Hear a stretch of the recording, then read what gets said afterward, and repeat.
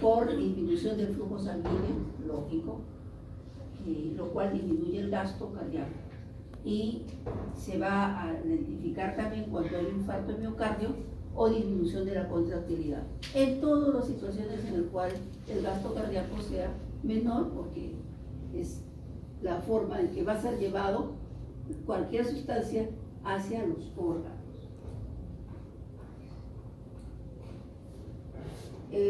La lidocaína en el aparato cardiovascular interactúa rápidamente con los conductos de sodio activados e inactivados. Mayores efectos en células con potencial de acción prolongado, ¿no? Purkinje y ventrículos en la fase 2. La asociación-disociación no es dependiente del uso, en este caso. Cualquier cantidad de canales que estén abiertos, porque actúa en canales activados e inactivados, por eso ahí no es dependiente del uso. Acorta la fase 3 de repolarización y disminuye la duración del potencial de acción. La lidocaína tiene alta afinidad por los canales de sodio en estado refractario. En tejido isquémico que presente reacciones arritmogénicas, o sea, allí en ese tejido va a presentar mayor afinidad, pero tiene muy poco efecto en canales de sodio en tejido sano. Entonces, si la arritmia proviene de un tejido enfermo, ¿no? Entonces la lidocaína, está allí, pero tiene poca actividad en tejidos sanos. Poco efecto sobre el electrocardiograma.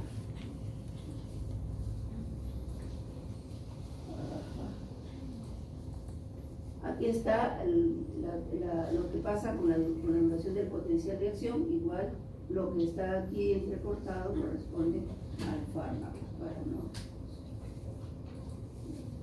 En cuanto a los usos clínicos de la lidocaína es el tratamiento de emergencias en arritmias ventriculares para evitar la recurrencia, para evitar que se vuelvan a producir después de una cardioversión, o sea, cuando no hubo otra manera de sacar al paciente de la arritmia. Entonces, después de eso se le administra la lidocaína, ¿no? Entonces, evitar recurrencia después de cardioversión en caso de isquemia aguda y evitar la fibrilación ventricular, ¿no? Para evitar precisamente que sea necesaria otra cardioversión. Es de primera elección en arritmias ventriculares asociadas a infarto agudo del miocardio, ¿no? Intraoperatorias o cuando se realizan cateterismos, ¿no? Que es situaciones en las cuales el infarto de miocardio no es efectiva en arritmias, en tratamientos de arritmias supraventriculares. O sea, ventriculares más, supraventriculares. ¿Por qué? Porque surge el tejido no isquémico. Quiere decir que esas arritmias están surgiendo del tejido sano, donde acabamos de decir que no tienen acción, ¿no? Se administra intravenosamente en dosis de carga y luego con difusión continua. No les pregunto ahora nada de lo que está la comunidad de la Bien, en cuanto a los efectos adversos, es menos cardiotóxico del grupo. El 1% de pacientes con infarto de miocardio en el 1% de estos pacientes puede empeorar la conducción, hay que tenerlo en cuenta. El empleo profiláctico puede aumentar incidencia de asistolia y la mortalidad. Ahora, las concentraciones altas de lidocaína, ¿no? Pueden causar nerviosismo, tremor, somnolencia, desorientación, convulsiones y parestesias, ¿no? Eso es lo que ocurre cuando muchas veces accidentalmente se administra por vía endovenosa cuando tenía que ser por vía para administración local, ¿no? Eso puede lentificar la velocidad en tejido normal. Y en cuanto a las interacciones, la cimetidina, que es un anti-H2, el erotano, que es un anestésico, ya vieron anestésico, ya les explico. Aumenta la concentración de lidocaína y puede provocar toxicidad. El propranolol disminuye el gasto cardíaco y por lo tanto disminuye o enlentece el aclaramiento hepático. Tenemos la clase 1C de la clase más. La flecainida, la encainida y la propafenona están aquí como representantes de este grupo. ¿Y cómo actúan? Bloquean los conductos de sodio en forma más extensa, ¿no? La disociación es más lenta, ¿no? O sea, dejan lentamente los conductos de sodio, se asocian y se disocian con mayor lentitud y van a provocar una marcada depresión de la fase cero del potencial de acción, ¿no? Entonces, van a tener, por lo tanto, también una cinética lenta de recuperación, ¿no? Y pueden provocar un retraso de recuperación del canal hasta 12 segundos, la otra era 5 segundos. En cuanto a los efectos farmacológicos, van a disminuir, van a bloquear las corrientes de sodio y de potasio. En este caso, el periodo refractario va a aumentar en la fibra de Purkinje y levemente en el nódulo auriculoventricular. Aumentan el intervalo PR, el complejo QRS y en menor grado el intervalo QT, aún a frecuencias normales. Escaso efecto sobre la duración del potencial de acción, como vemos ahí, ¿no? Hay una duración del potencial de acción es más o menos semejante. La flecainida tiene efectos débilmente vagolíticos, diferencia con la atropina. La propafenona tiene efectos beta bloqueantes, o sea que muchos de estos fármacos están ahí clasificados pero comparten otros mecanismos, al igual que las tiene la propiedad de los que tienen la propiedad de dependencia de uso para su capacidad de unirse al canal de sodio. En cuanto a los efectos adversos de la clase 1C, pueden causar arritmias ventriculares por aceleración de la frecuencia ventricular y del aleteo auricular. Exacerbación de la insuficiencia cardíaca congestiva. En general, casi todo puede exacerbar una insuficiencia cardíaca porque son depresores. Entonces, en muchos casos, como hemos visto en el video, es necesario con cuidado digitalizar. Aumenta la mortalidad están asociados a fibrilación ventricular post-infarto, se acumulan insuficiencia renal hasta niveles tóxicos y pueden presentar visión borrosa, temblor, parestesia, sabor metálico, etcétera, como otros efectos que son más manejables. Los usos clínicos de la clase 1C en general se prescribe para conservar el ritmo sinusal en arritmia supraventricular que amenaza la vida. O sea, allí está el momento del uso de la clase 1C. Si hay una arritmia amenazante de la vida, entonces se va a utilizar. Si no, hay que hacer uso de los otros fármacos que acabamos de ver, 1A1. Para profilaxis y prevención de la fibrilación auricular paroxística, en taquiarritmias recurrentes asociadas en la conducción análoga y en arritmias asociadas a este efecto congénito que es el Parkinson. Hay un paralelismo en las vías de conducción. Es decir, como es un problema genético, hay uno normal, pero aparece otro anormal, y entonces están ahí chocando las dos vías de conducción. Bien. Luego tenemos a los de la clase 2, ya los conocen hasta la saciedad, creo, porque los han visto en la clase, porque los han estudiado y porque ya los conocían antes. La estimulación beta, de todas maneras vamos a recordarlo, produce aumento y magnitud de las corrientes de calcio, identificación de la inactivación.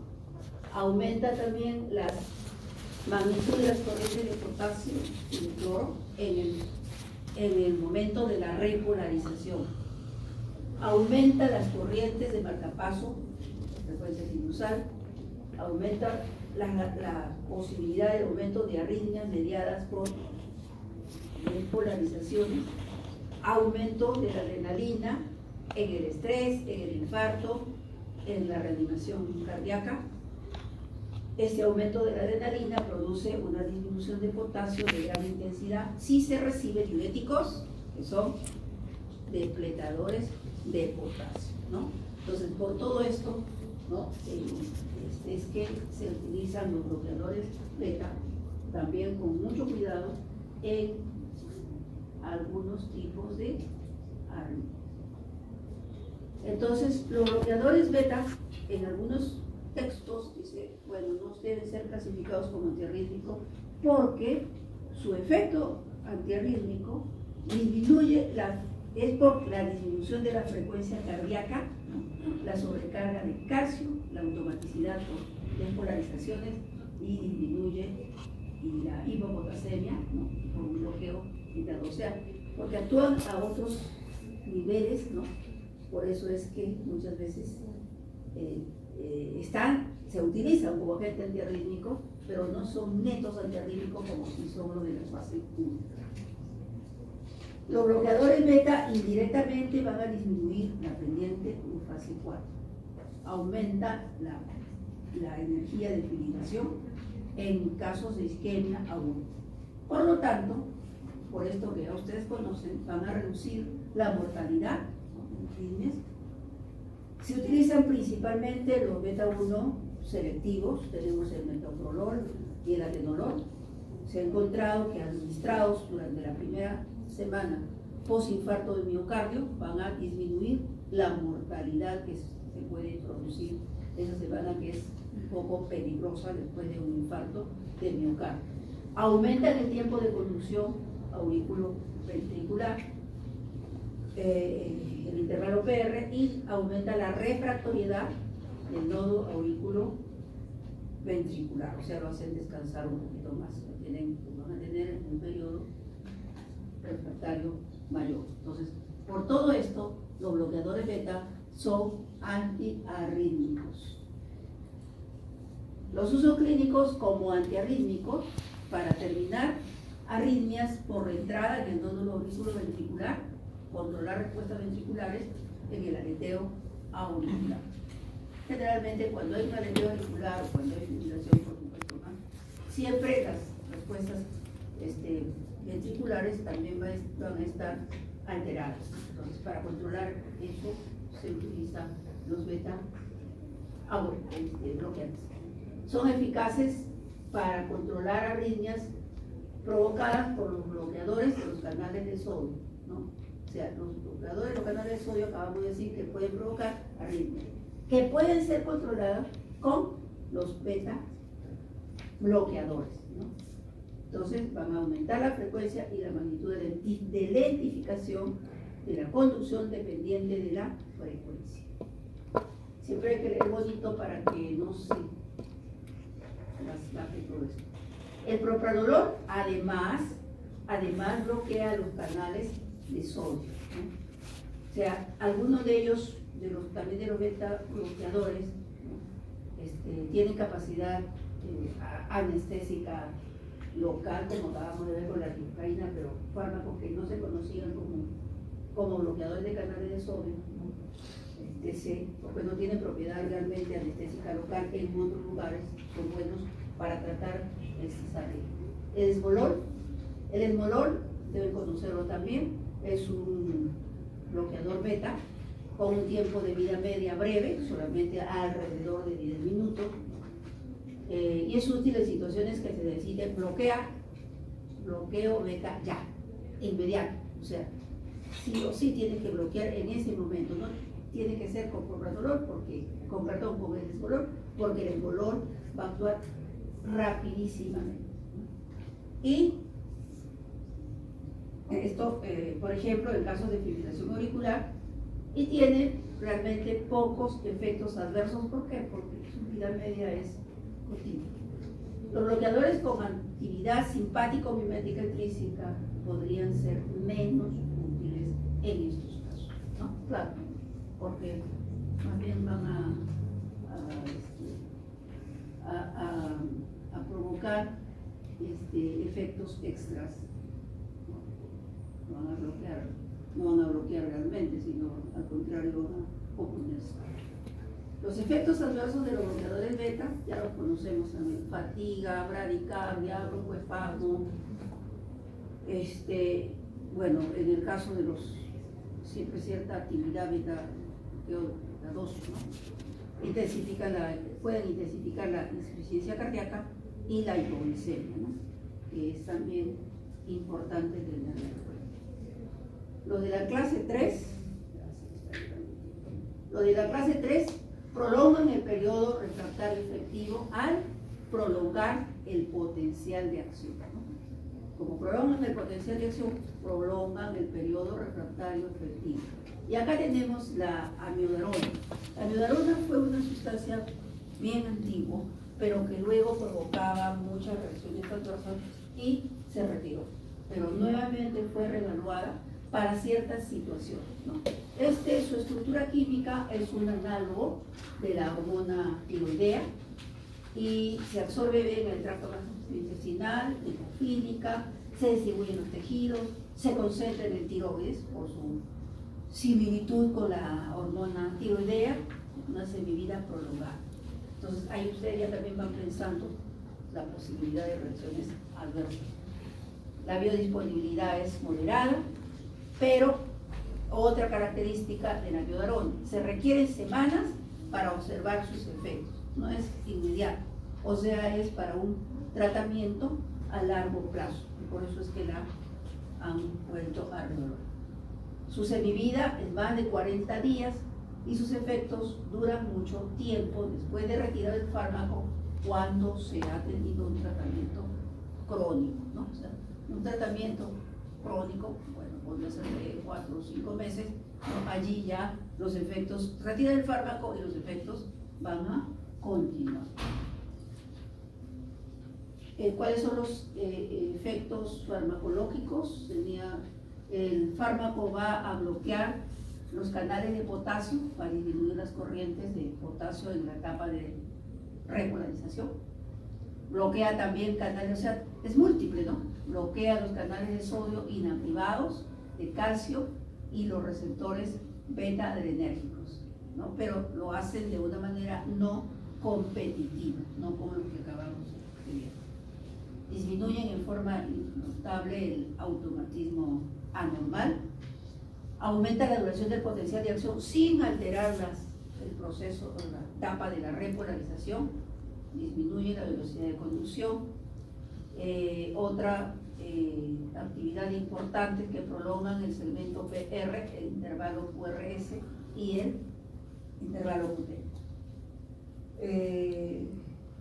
Puede provocar bradicardia sinusal, aumenta la refractoriedad de todos los tejidos cardíacos, todos, y prolongan el periodo, el potencial de acción, creando dependencia de uso, pero inversa, ¿no? Al contrario. Pueden provocar taquicardia ventricular paroxística, y este es el peligro de los fármacos de este grupo, principalmente de la amiodarona. ¿Cuáles son los efectos adversos? Primero, provoca vasodilatación, por lo tanto una hipotensión importante, pues también tiene potencial arritmogénico, náuseas durante la fase de saturación, o sea, en el periodo que tarda para recién observar los efectos antiarrítmicos, anormalidades de tiroides por estructura química, depósitos corneales, visión borrosa, fotosensibilidad. Estos depósitos corneales se pueden detectar, bueno, lo puede detectar el oftalmólogo, ¿no? Y puede ser una pauta para si llega un intoxicado, ¿no? Y no sabe qué fármaco, o una reacción adversa, y no sabe qué fármaco le han administrado, pues si hay depósitos, existe la posibilidad de que haya estado tomando amiodarona, porque se utiliza en forma bastante prolongada. Otro efecto adverso, neuropatía periférica, coloración azul grisácea de la piel, esto es por el yodo que va a desprender, disturbios gastrointestinales, fibrosis pulmonar y neumonitis potencialmente mortal. Acá es peligroso para las personas, por ejemplo, que trabajan en fábricas donde se hace asbesto, que son muy proclives a presentar fibrosis pulmonar. Debe controlarse los niveles de potasio en este caso. Y no se debería administrar o administrarlo con mucho cuidado con digoxina, warfarina y fenitoína, porque va a elevar las concentraciones de estos fármacos. Y se hace mención de todo esto porque el paciente puede estar siendo administrado con más de un fármaco. Y entonces hay que saber en qué momento se le va a administrar, si es que fuera necesario. ¿En qué está indicada la amiodarona? Por vía oral para suprimir arritmias supraventriculares y ventriculares, incluyendo la fibrilación y el túnel auricular. Otro uso, taquicardia supraventricular.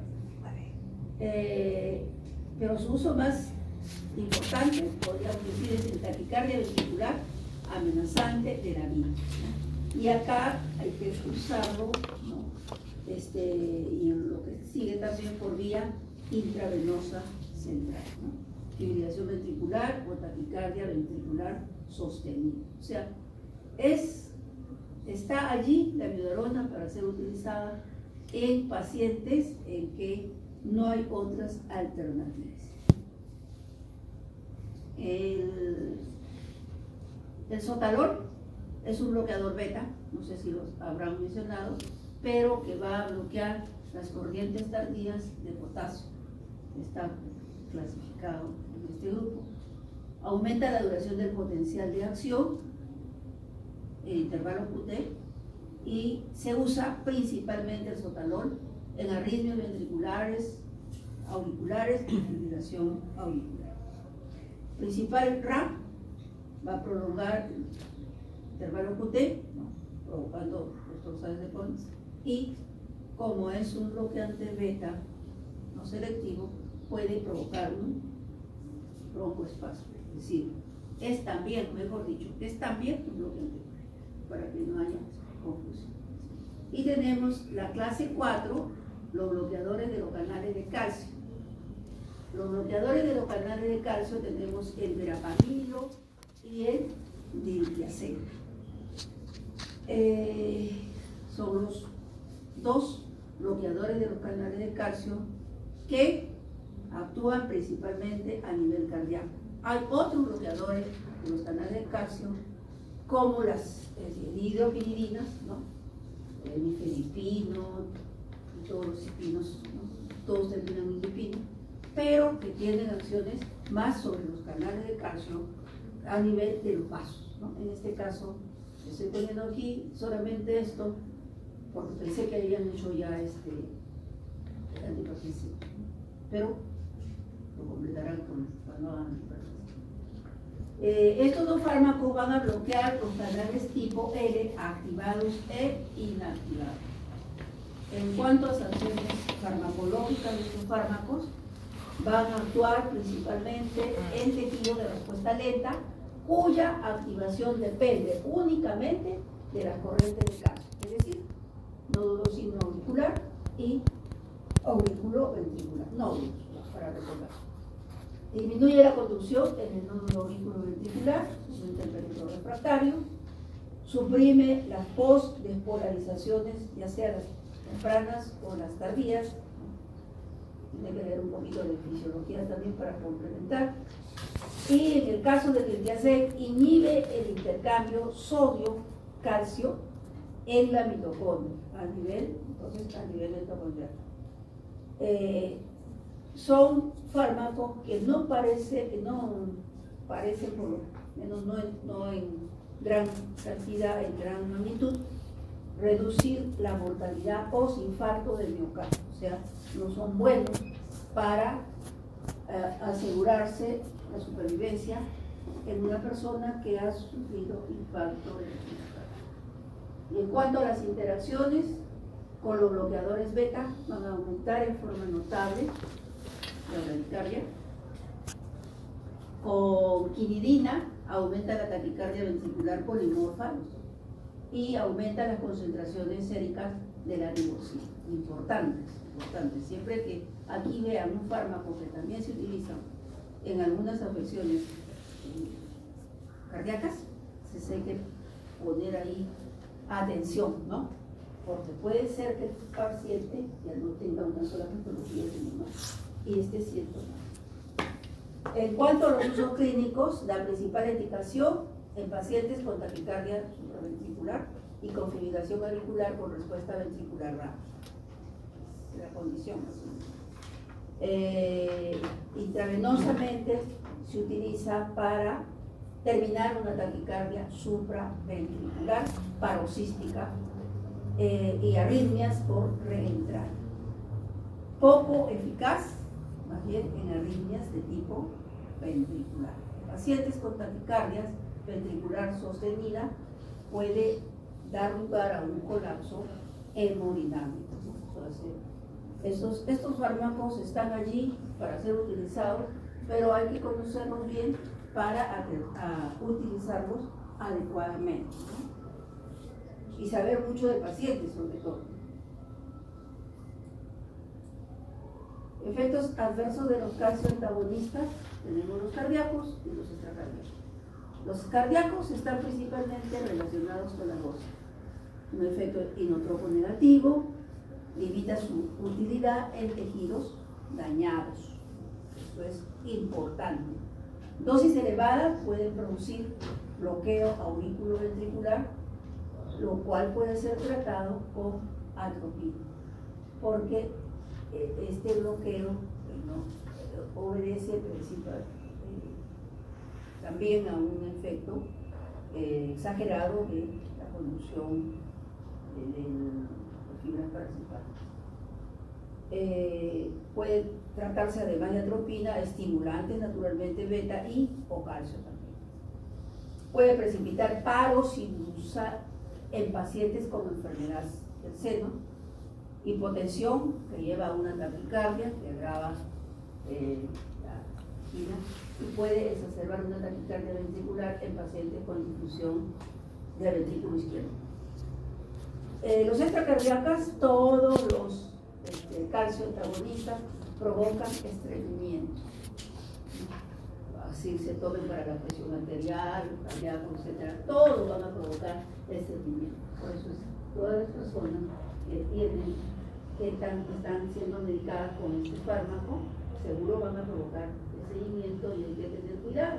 Por ejemplo, cuando se utilizan los fármacos inhibidores, los calcio antagonistas, ¿no? En caso de hipertensión arterial o en cualquier otra situación cardíaca, ¿no? El estreñimiento que causa dificultad para respirar. Entonces, los pacientes van a hacer esfuerzo y el esfuerzo aumenta la presión arterial, ¿no? Entonces, eso hay que tener en consideración. Bueno, y aparte ya la actitud, nerviosismo y demás periférico. Acá el estreñimiento es importante. Ahora, aparte de esto, aparte de ello, tenemos otros antiarrítmicos que ahí aparecen en el cuadrito de foto. Tenemos a la adenosina. Este es un nucleótido distribuido en todo el organismo, ustedes lo conocen bien. Farmacológicamente se administra rápidamente por viento venoso, ¿no? O sea, es algo que siempre cuando hablamos de una administración endovenosa, hablamos de una administración lenta. En este caso hay que administrarla rápidamente. ¿Por qué? Si mira la segunda línea, no hay nada que decir, ¿no es cierto? Su tiempo de vida medio, ¿no? O sea, no le dan ni tiempo ni para poner la aguja. Metabolizada, dice por bien, metabolizada por adenosina de aminasa. Y en cuanto a los efectos farmacológicos, tenemos que actúa sobre receptores específicos para adenosina asociados a proteína G. Estos están ligados a canales de potasio cardíacos activados por acetilcolina. En el nódulo auriculoventricular activa el flujo de potasio rectificador al interior de la célula, inhibiendo también el flujo de calcio, va a provocar una hiperpolarización notable y supresión del potencial de acción dependiente de calcio. Eso no es presión arterial. Inhibe la conducción del nódulo auriculoventricular y prolonga el periodo refractario. O sea, sus efectos son bien, pero se está usando en la actualidad la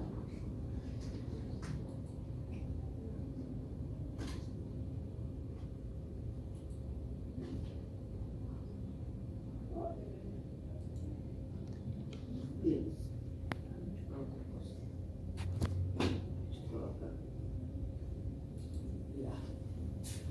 En cuanto a las interacciones, teofilina o cafeína disminuyen su actividad. ¿Por qué? ¿Y hicieron algo? ¿Hicieron teofilina? ¿No? Me lo dicen la próxima vez. Porque disminuyen la adenosina. Bueno, es un mecanismo de acción, por supuesto. ¿Ya? Y el piridamol, ahora no estamos leyendo AMA, así que la próxima vez que ya empiezan a leer AMA.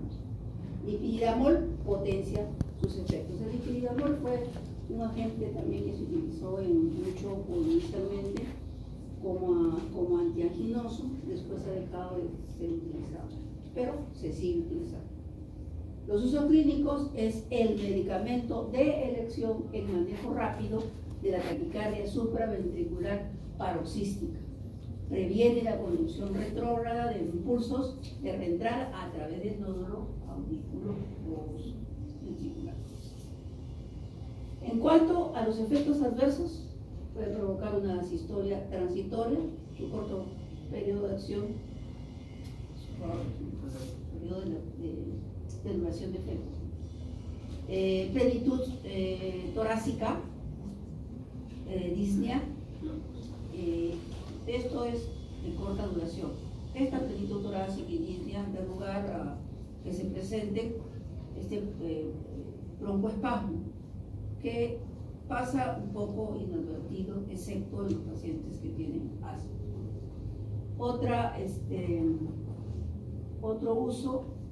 Otro efecto adverso, hiperemia cutánea y interacciones con teofilina y dipiridamol. Ahí está otra vez, para que se acuerden de buscarlo a la hora que estudien AMA. Bien, terminamos.